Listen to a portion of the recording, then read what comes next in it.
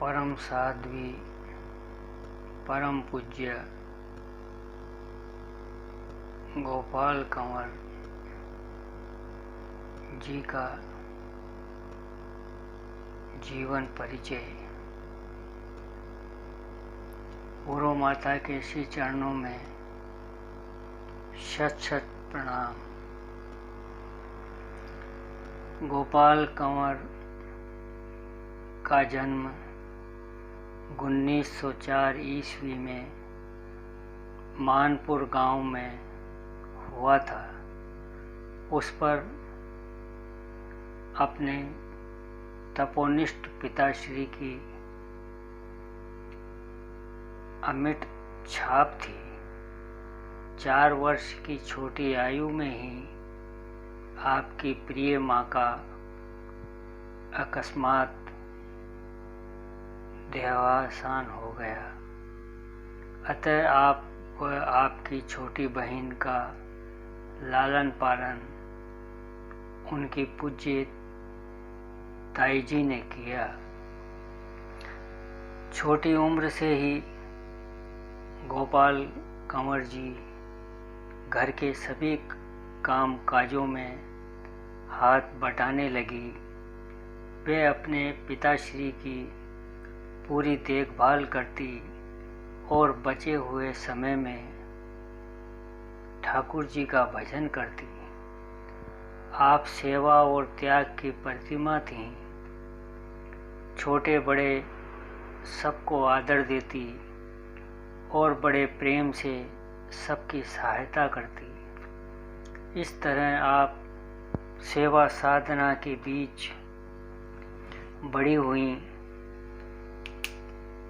परम पूज्य ठाकुर साहब राम सिंह जी के साथ विवाह के पवित्र बंधन में बंधने के बाद इन्होंने स्वयं को पूरी तरह पति परमेश्वर की सेवा में समर्पित कर दिया।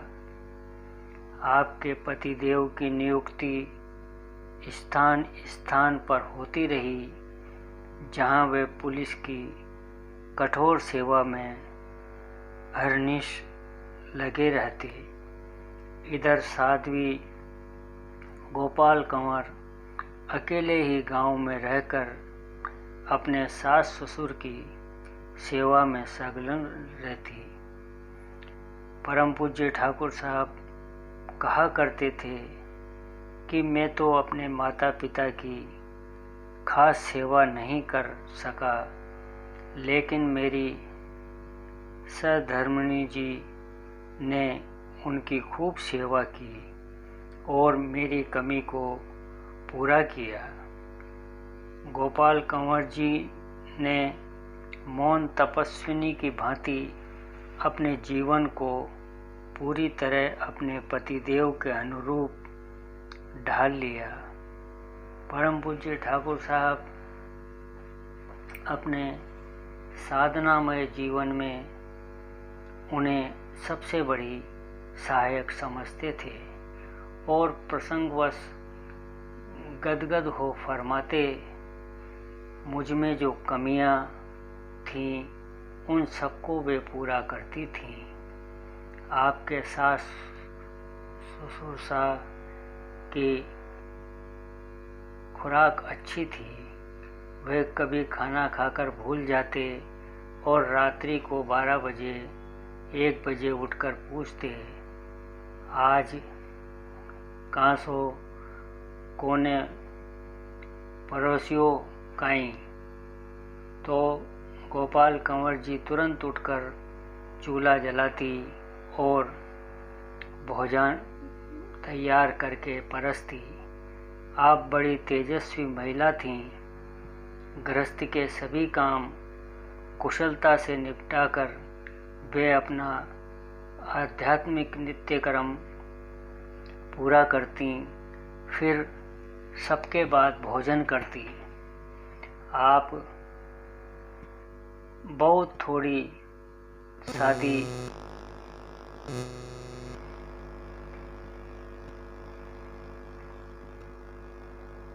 खुराक लेती, किंतु प्रेमी परिजनों और आगंतुकों को स्वादिष्ट भोजन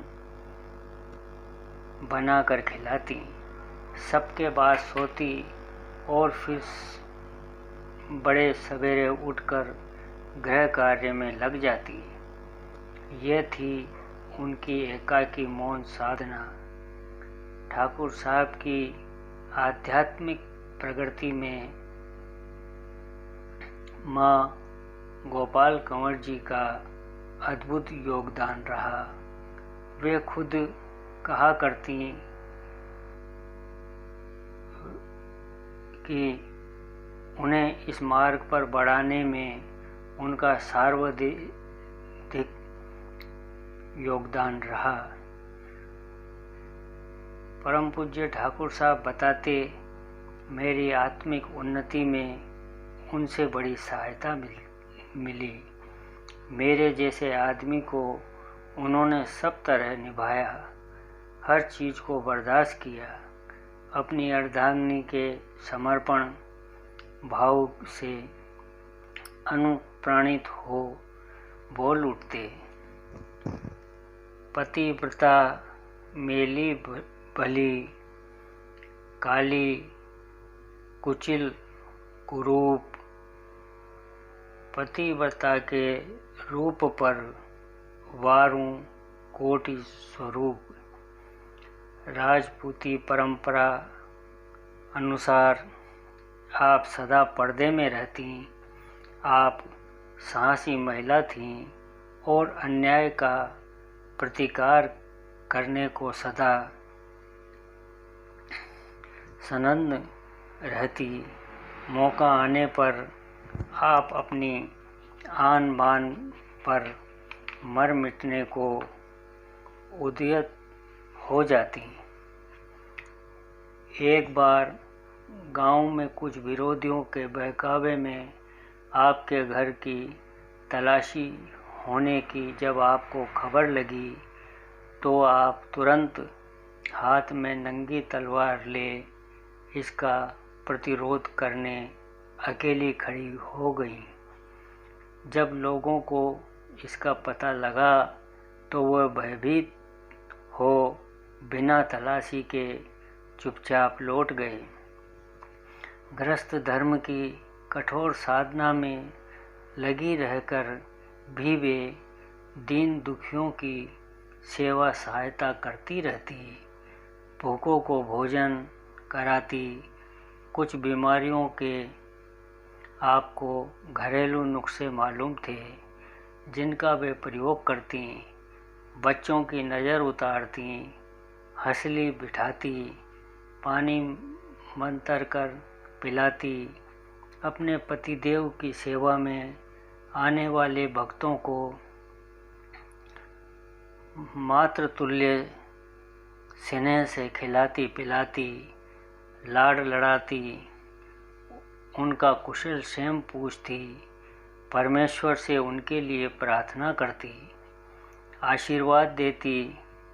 खूब भजन करो भगवान का। आगंतुक भक्त माँ की निश्चल ममता पा निहाल हो जाते, सभी ताजा दम हो लौटते। मानो माने अपने निर्मल स्नेह से नहला धुला कर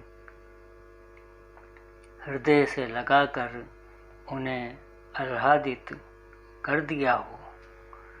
परम पूज्य ठाकुर साहब के शरीर छोड़ने से एक दिन पूर्व अपने प्रिय सुपुत्र के माध्यम से माँ गोपाल कंवर जी ने आपसे कहलवाया कि अब आप परम धाम पधारने वाले हैं, इसलिए आपकी सेवा चाकरी में लगे सभी भक्तों को आप ईश्वर की भक्ति और शक्ति का आशीर्वाद जरूर देते जाएं।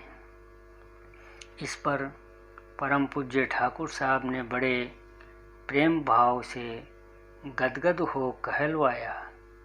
उनसे कहना कि यह सब शक्ति तो मुझसे अधिक आपके पास है, आप ही ये सब कर सकती हैं।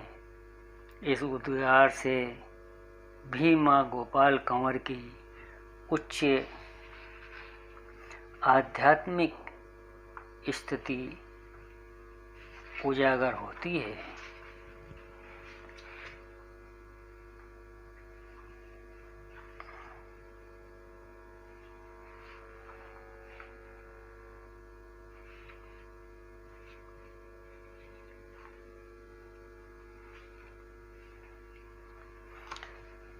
परम पूज्य ठाकुर साहब के ब्रह्मलीन होने के बाद साध्वी माँ गोपाल कंवर ने 15 वर्ष लगातार सत्संगी परिवार को संयोजित किया।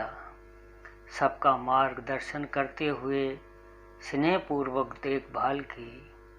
अपने सुपुत्र नारायण सिंह जी के प्रति आपका विशेष स्नेह था। उन्हें प्रेरित कर आप सत्संग और वार्षिक भंडारों का सुसंयोजन करवाती और सभी आगंतुक भक्तों का स्वागत करती। उन्हें ध्यान भजन में संलग्न करवाती। अपने गुरु महाराज महात्मा रामचंद्र जी महाराज के प्रति आपकी श्रद्धा अप्रतिम थी। गांव पधारने पर आपने बड़े भक्ति भाव से उनकी सेवा की थी। लाला जी महाराज साहब आपको कुंवरानी सा कहकर संबोधित करते और पत्रों में उनकी कुशल क्षेम पूछा करते। एक बार जब महात्मा श्री ब्रजमोहन लाल जी गांव पधारे, उस समय आप मोतीझरे से काफ़ी बीमार थीं। बीमारी की हालत में उन्होंने आपको उनके दर्शन हुए और आप अगले दिन ही स्वस्थ हो गई। सवेरे स्नान करके भोजन बनाया और सबको खिलाया। दर्शनों के बाद परम पूज्य ठाकुर साहब ने अपने गुरु भगवान के चरण पखार कर चरणामृत पिया था। अपनी धर्मपत्नी को भी चरणामृत पिलाने का ख्याल आपको बना रहा, किंतु अचानक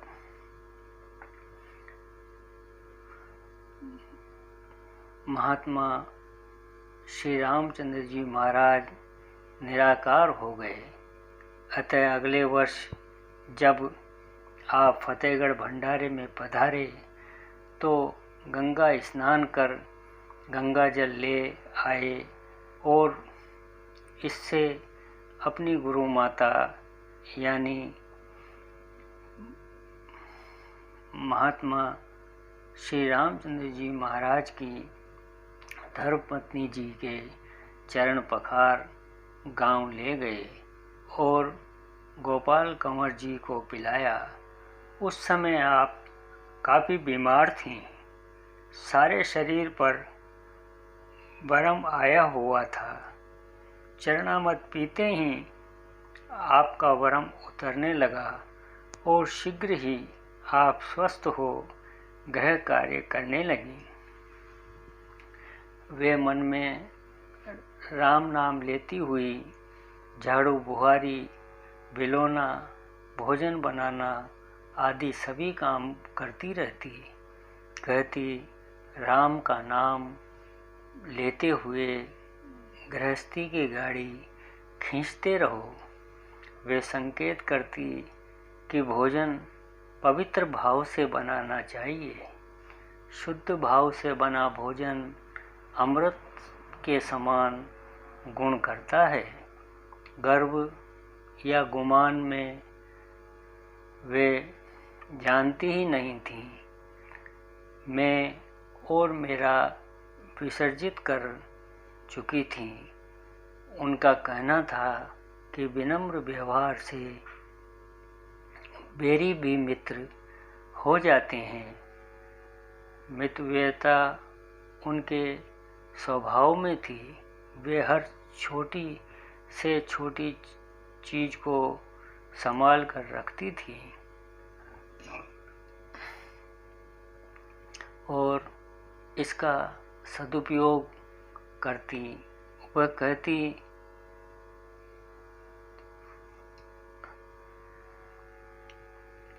फिजूल खर्ची से परमार्थ बिगड़ता है। धन के अभाव में परोपकार नहीं हो पाता और घर में अशांति रहती है। माँ गोपाल कंवर में सहज उदारता थी। लोकहित के कार्यों में वे सदा आगे रहती, जरूरतमंदों की सहायता करती।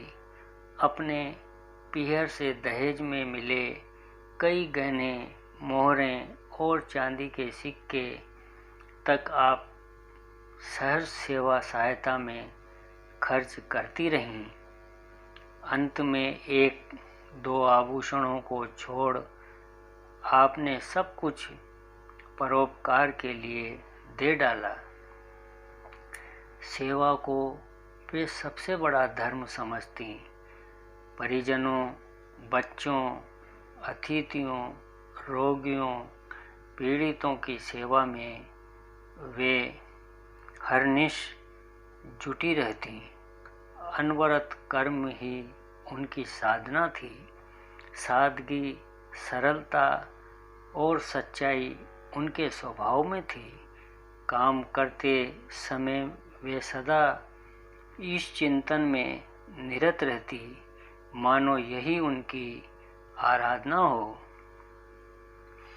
सब काम हो जाने पर भक्ति भाव से भजन करती। एक आसन, माला और गीता गुटका उनकी साधना सामग्री थी। माँ गोपाल कंवर जी अपने पतिदेव को साक्षात भगवान समझती थीं। अपना आपा भूल वे सदा पति परमेश्वर में डूबी रहती। उनकी इच्छा को ही अपनी इच्छा समझती। हकीकत यह थी कि वे अपनी हस्ती को पूर्णतः परम पूज्य ठाकुर साहब में विलीन कर चुकी थीं। आप सुनाती, क्यों रे जिबड़ा डगमग डोले, धीरज क्यों न धरे, थारा सिर पे राम धनी छे, तू निर्भय क्यों न फिरे। संकेत करती कि मन में प्रेम भाव होना चाहिए, फिर कहीं भी और कोई भी उसकी याद कर सकता है।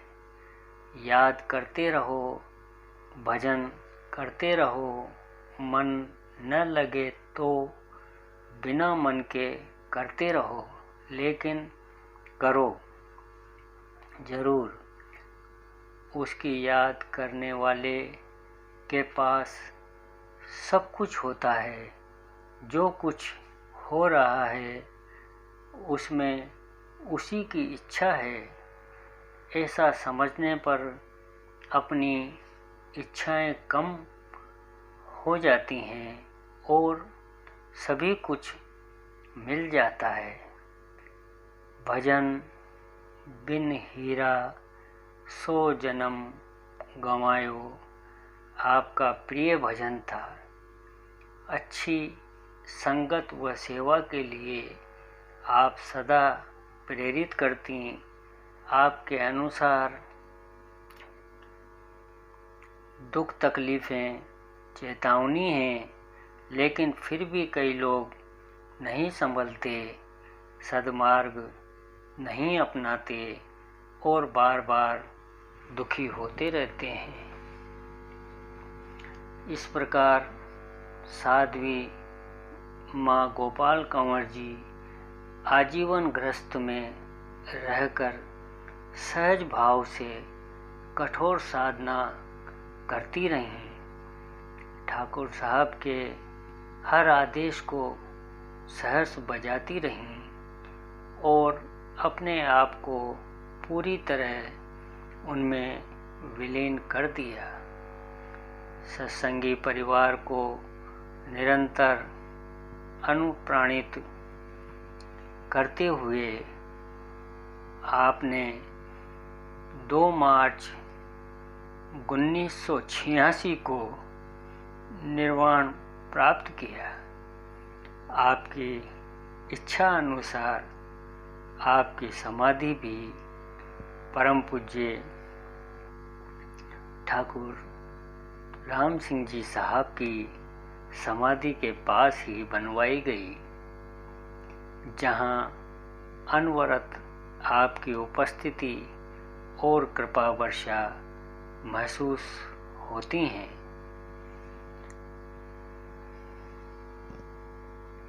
आपके 6 संतानें हुई, 2 पुत्रियां और 4 पुत्र।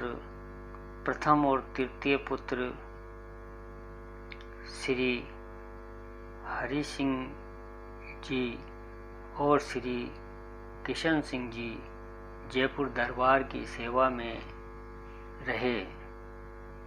द्वितीय पुत्र श्री नारायण सिंह जी साहब राजस्थान राजकीय सेवा में प्रधानाध्यापक के रूप में रिटायर हुए। आध्यात्मिक साधना हेतु आप अविवाहित रहकर अपने पिताश्री के पद चिन्हों पर अग्रसर रहे। आप बड़े विनम्र, शांत और सेवाभावी थे। परम पूज्य ठाकुर साहब की समाधि मंदिर पर रहकर आप अनवरत सेवा साधना में संलग्न रहे। समाधि मंदिर की देखरेख और सेवा प्रकल्पों का योग्य संचालन करते हुए आप आगंतुक महानुभावों को अध्यात्म मार्ग पर बढ़ने को प्रेरित व प्रोत्साहित करते रहे। आपका निर्वाण 12 अप्रैल 2001 को हो गया। आपकी समाधि भी राम समाधि आश्रम में ही बनी हुई है। बंधुवर,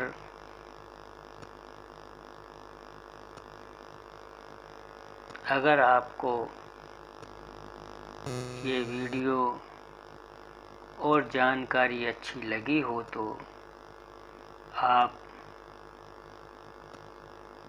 हमारे चैनल हमारे गुरु भगवान